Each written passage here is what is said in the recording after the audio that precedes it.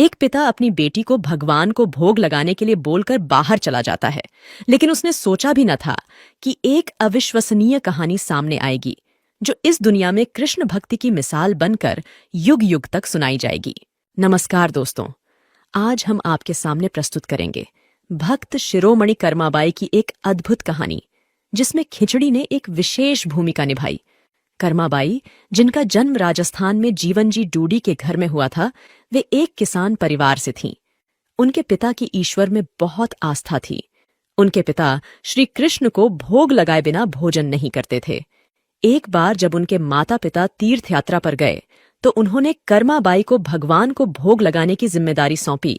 बेटी, हम दोनों तीर्थ यात्रा पर जा रहे हैं। भगवान को भोग लगाने की जिम्मेदारी तुम्हारी है। तुम सुबह भगवान को भोग लगाना, उसके बाद ही भोजन करना। कर्मा ने यह जिम्मेदारी खुशी खुशी स्वीकार कर ली। अगले दिन उन्होंने स्नान किया, बाजरे की खिचड़ी बनाई, उस पर घी डाला और भगवान की पूजा करके भोग लगाने के लिए उनकी मूर्ति के पास गईं।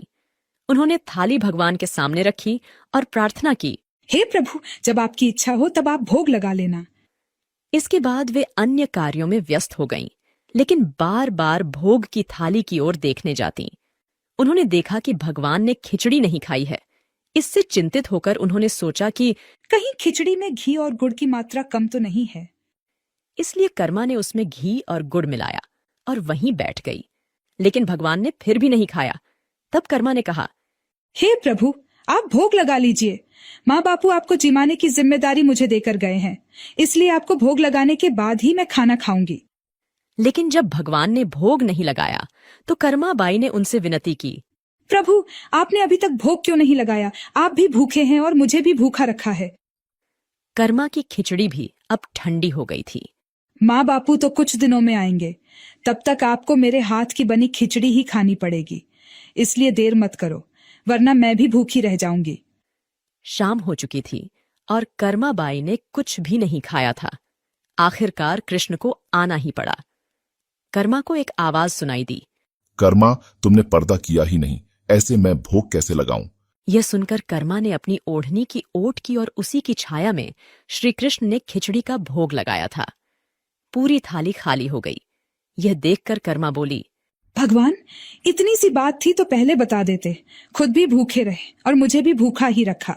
इसके बाद कर्माबाई ने भी खिचड़ी खाई। जब तक उनके माता पिता वापस नहीं आए तब तक वह रोजाना खिचड़ी बनाती और श्री कृष्ण भोग लगाने आते। कुछ दिनों बाद जब माँ बाप लौटे तो उन्होंने देखा कि गुड़ से भरा मटका अब खाली था। तब उन्होंने कर्मा से पूछा, कर्मा, ये गुड़ कहाँ गया? ये मटका कैसे खाली हो गया?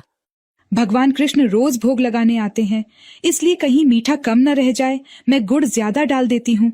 उसने पहले दिन हुई परेशानी के बारे में भी बताया, जिसको सुनकर माता पिता हैरान रह गए।